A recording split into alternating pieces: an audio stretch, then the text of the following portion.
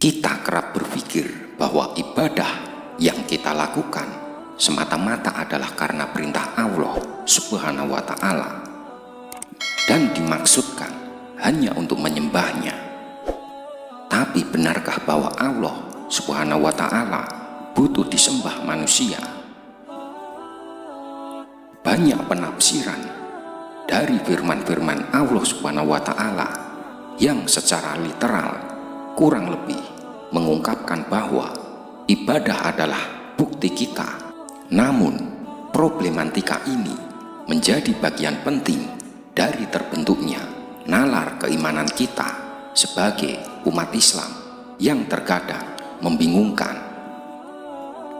Ibadah yang selama ini kita lakukan seperti puasa, salat, zakat, haji masih dimengerti dalam pengertian bahwa itu semua dilakukan karena perintah Allah Subhanahu wa Ta'ala dengan tujuan untuk menyembahnya. Mungkin belum pernah terpikir dalam nalar keimanan kita bahwa Allah Subhanahu wa Ta'ala sebagai Zat yang Maha Kuasa sebenarnya tidak membutuhkan ibadah dan sesembahan apapun yang ditunjukkan kepadanya. Mengapa bisa demikian? Kita bisa menjawabnya dengan pertanyaan, bagaimana mungkin Zat yang Maha Kuasa meminta sesuatu dari ciptaannya sendiri? Itu adalah hal yang mustahil. Sekian filosof, misalnya Muhammad Arkoun, seorang filsuf Islam modern dari Aljazair, berpendapat dalam bukunya Nalar Islam, Nalar Modern 1994 bahwa berkebalikan dari keyakinan ibadah kita untuk menyembah Allah Subhanahu wa Ta'ala, justru banyak sinyalemen yang memberi pertanda bahwa semua ibadah dalam doktrin Islam berdimensi kemanusiaan atau antroposentrisme, bukan berdimensi ketuhanan atau teosentrisme. Menurut Arkoun, peribadatan dalam Islam tidak ditujukan untuk menciptakan muslim yang saleh secara ritual dan saleh terhadap Allah Subhanahu wa Ta'ala semata. Baginya, peribadatan seharusnya dilakukan seorang untuk menghasilkan kesalehan privat dan sosial. Karena demikian itulah substansi peribadatan yang dimaksudkan dan diperintahkan Allah Subhanahu wa Ta'ala. Selanjutnya, ia menyatakan bahwa peribadatan yang berdimensi antroposentris mempunyai arti bahwa semua peribadatan tidak satu pun dimaksudkan untuk menyembah Allah Subhanahu wa Ta'ala. Apalagi dengan pemahaman bahwa Allah mempunyai kepentingan terhadap ibadah tersebut. Dalam dimensi antroposentrisme, ibadah-ibadah yang dilaksanakan hanya dimaksudkan untuk kepentingan umat manusia semata, agar mereka mendapat ketenangan setelah keruhnya kehidupan dunia. Pelaksanaan ibadah yang terbaik juga harus berpengaruh untuk dimensi sosial yang lain. Jadi, pelaksanaan ibadah dalam Islam bukan hanya dilaksanakan untuk kepentingan privat, antroposentris. Lantas, mengapa dalam nalar keimanan kita terpatri pemahaman bahwa praktik-praktik ibadah dilakukan karena perintah Allah dan dimaksudkan untuk menyembahnya? Menurut Arkoun, hal tersebut terjadi lantaran ada mispersepsi terhadap firman-firman Allah Subhanahu wa Ta'ala yang secara literal mengungkapkan hal demikian, sehingga tidak bisa dipungkiri bahwa problematika mispersepsi yang terjadi akan selalu menjadi bagian integral dari terbentuknya nalar keimanan yang rancu.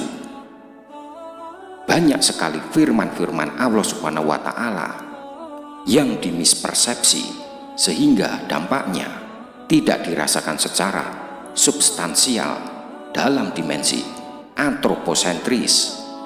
Misalnya firman-firman Allah Subhanahu wa Ta'ala sebagai berikut: tidak kuciptakan jin dan manusia melainkan untuk menyembahku, atau manusia harus menyembah Allah Subhanahu wa Ta'ala yang telah menciptakannya dan manusia-manusia sebelumnya, supaya ia bertakwa, atau sembahlah Allah, sekali-kali tak ada Tuhan selainnya.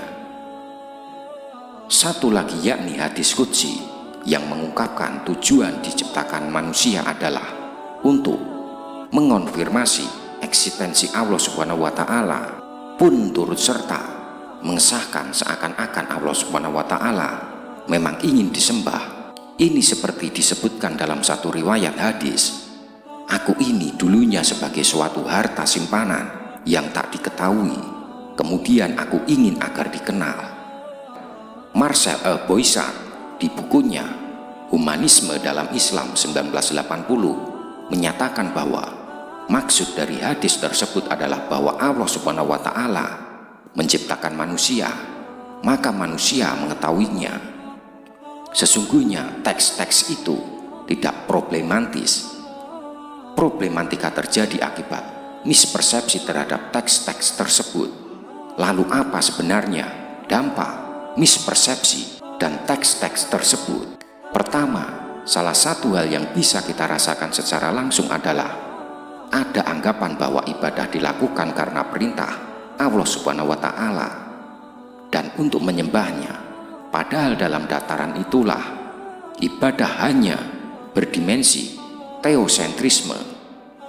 Padahal tujuan fundamental ibadah supaya manusia mendapat ketentraman bagi dirinya, privat, antroposentris, dan bagi orang lain di sekelilingnya, sosial, antroposentris, seperti apa yang dikemukakan oleh Archon. Kedua, di balik perintah Allah Subhanahu wa Ta'ala agar manusia beribadah untuk menyembahnya, sebenarnya menekankan bahwa ibadah sesungguhnya adalah untuk umat manusia itu sendiri. Firman-firman Allah Subhanahu wa Ta'ala yang memerintahkan agar kaum muslimin beribadah adalah firman yang berfungsi sebagai konfirmasi bahwa kaum muslim sesungguhnya membutuhkan dimensi spiritualitas dan religiositas dalam kehidupan. Ketiga, spiritualitas dan religiositas hanya akan ditemukan dengan cara menyembah Allah Subhanahu wa Ta'ala sebagai harapan kehidupan yang lebih baik di dunia atau setelah dunia.